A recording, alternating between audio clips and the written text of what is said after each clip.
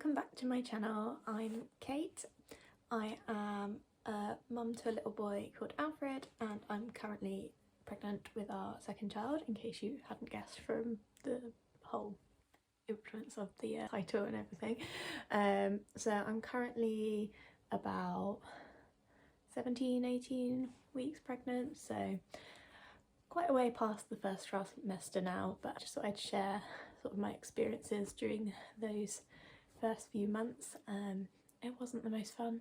It wasn't the most fun with Alfred either. I thought I'd share in case you're going through something similar and need to feel like there's other people out there, because there definitely are. So with the two kind of pregnancies, they've been sort of similar in some ways and definitely different in as well.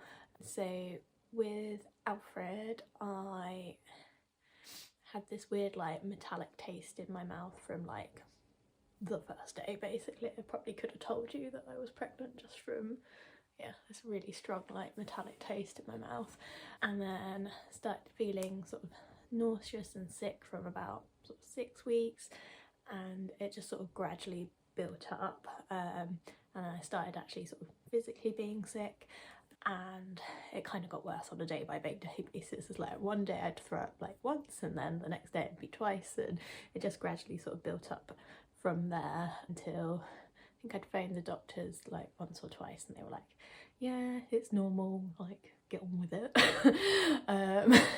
It was a guy doctor, I don't know if that makes a difference, no offense guys, but yeah, it was not just morning sickness.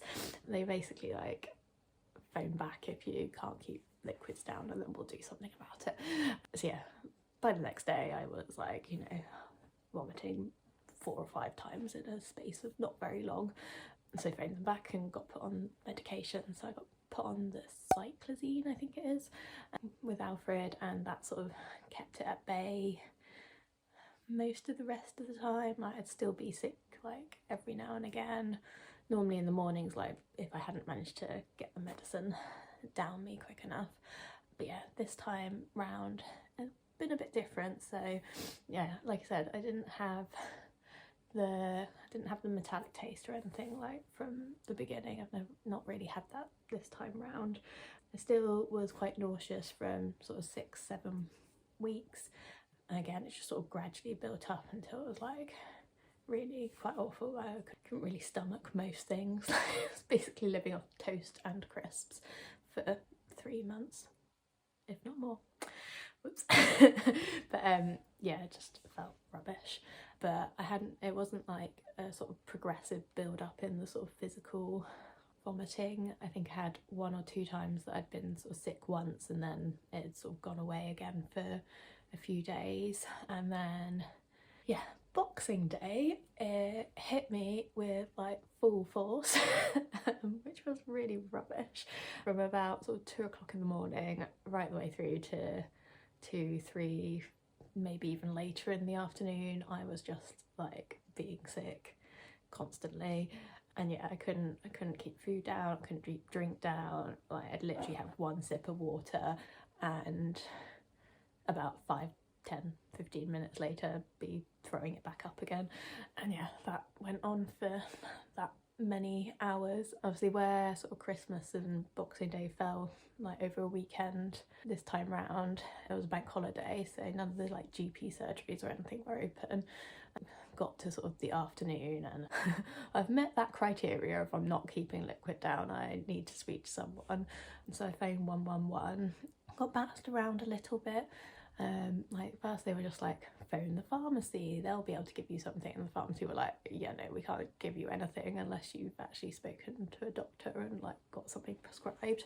So then I had to like phone 111 back and be like, I've done what you said, and they've just sent me straight back to you, can I speak to a doctor? Which by this point it was like 4 or 5 o'clock in the afternoon, so I was like, oh, I'm not gonna get anything today. Yeah, I was already like quite dehydrated and everything by that point. Yeah, I had an awful headache on top of feeling like really sick and everything, and there's nothing worse than being like really thirsty and dehydrated and just wanting to drink and not being able to, because it would just come back up again.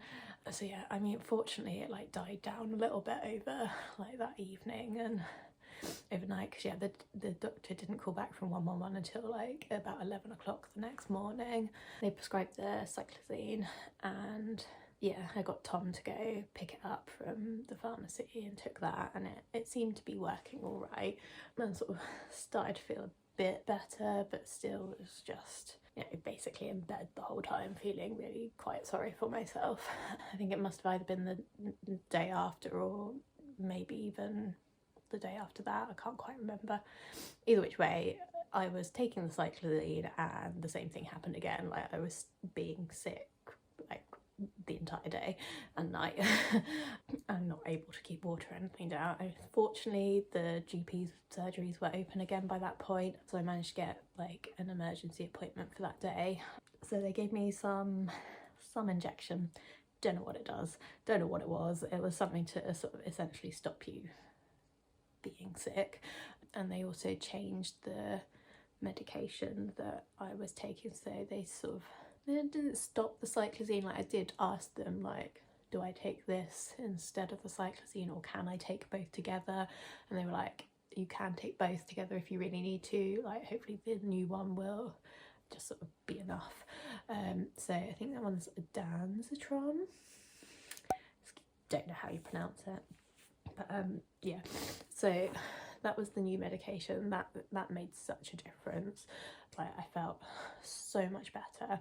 I was actually able to like go downstairs and have some form of energy to play with Alfred and actually like attempt to put him to bed, and just like little things that you definitely take for granted. So sort of since having that, I've maybe been sick like once or twice, and otherwise it's sort of kept it at bay.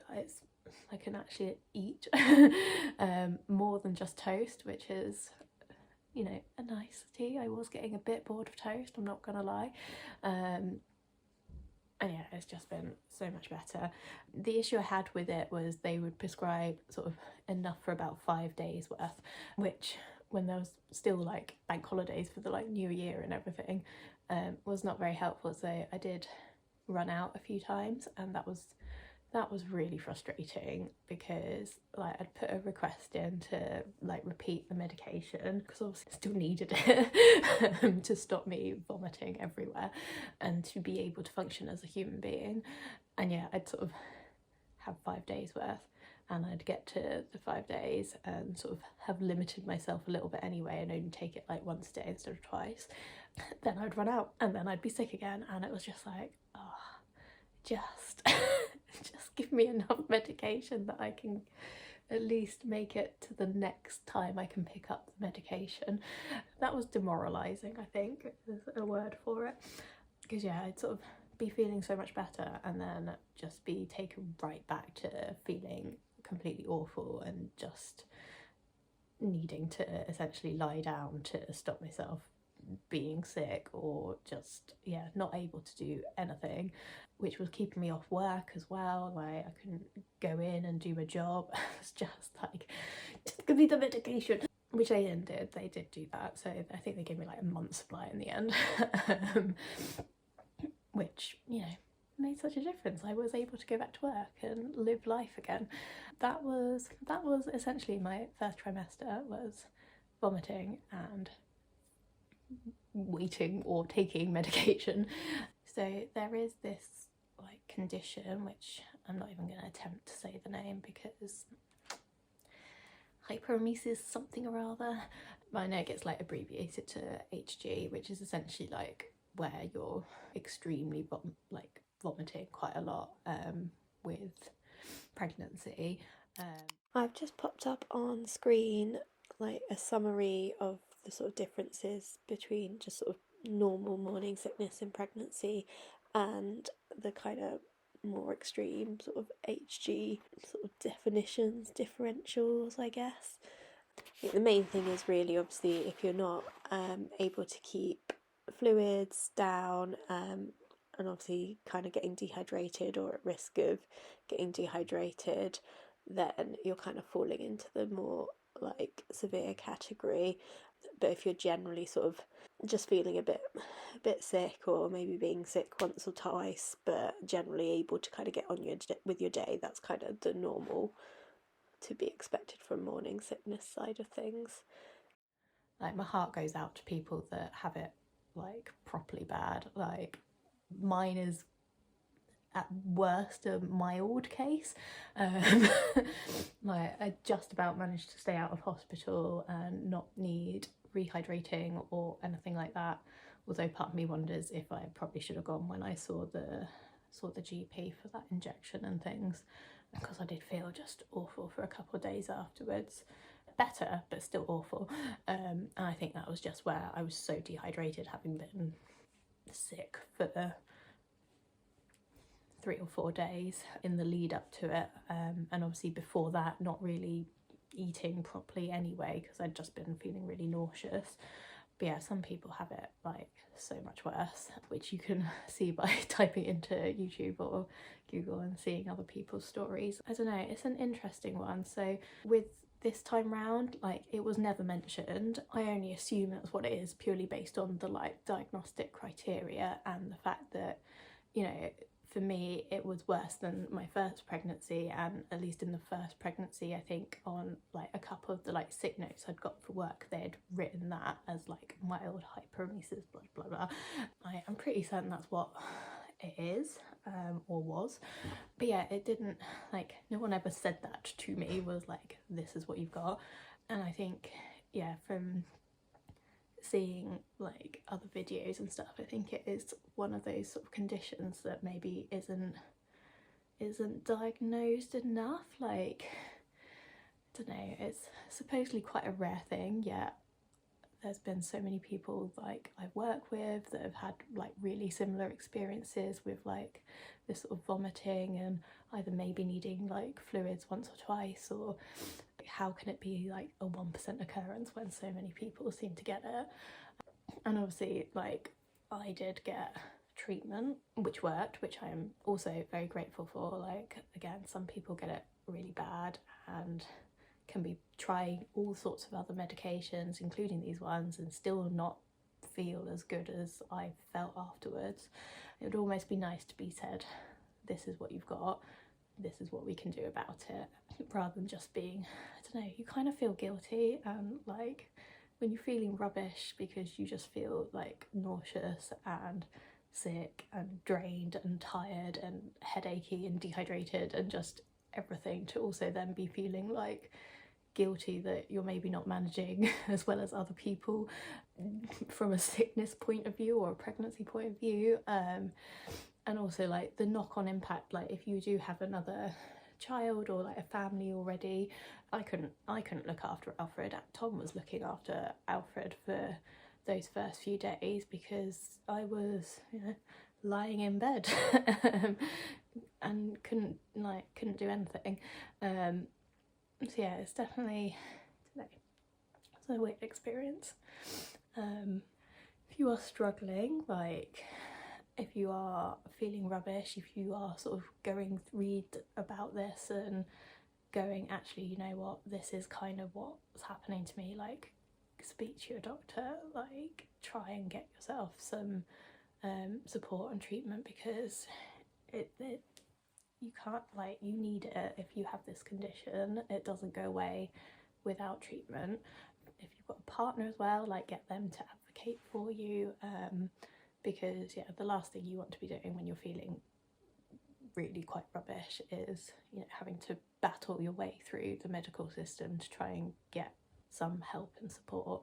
The other thing that got me was on the like thing is obviously a sort of certain percentage of weight loss. I think it's about 5% body weight loss, sort of comes under this sort of diagnostic criteria, and they will, like, when you see the midwife, or certainly when we saw the midwife, it would like mark down, take your weight from you. And again, it was something that was never really sort of discussed or asked about. I hit that sort of 5% weight loss, which again, in the grand scheme of things, is not as bad as some people get. Like, some people lose stones and stones of weight, but it was still, you know, it's still enough to be meeting this sort of criteria, and it was never checked or asked about. I know from doing a little bit of reading around that, you know, some people can suffer with this condition and it almost, they sort of call it silent, which is essentially where you're not vomiting, like physically vomiting as much, but you are still so nauseous that you still have this sort of weight loss and you're still not eating and not able to drink and everything.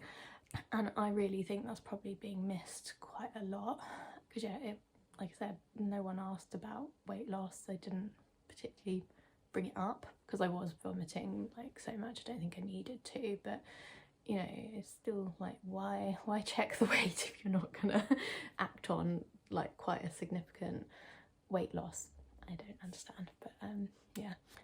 So the other thing I wanted to talk about was just the impact it had on Alfred.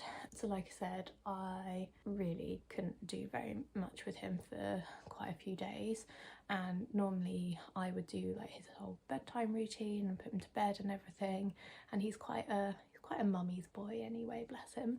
He really struggled as well for those few days that I was completely out of action. His bedtime routine essentially got completely changed because it was Tom putting him to bed. I mean, the actual routine didn't change, but the person doing it completely changed. And he was just really clingy and really didn't sleep very well. And yeah, it was noticeable. Like, he definitely suffered as well because I was suffering. It's rubbish. My heart goes out to all of you if you're in a similar situation, but it does end. You do get through it. And there is plenty of options that they can try and get you feeling better as well. I hope this was vaguely useful or interesting, or just some sort of comfort that, you know, there are other people that have similar situations or similar stories to what you're going through. And yeah, I don't know what else to say. It's rubbish. It's worth it in the end. So yeah, I'm hoping to do a few more bits and pieces, just sort of pregnancy. Stick around if you're interested, and yeah, I'll catch you guys in the next one. Bye.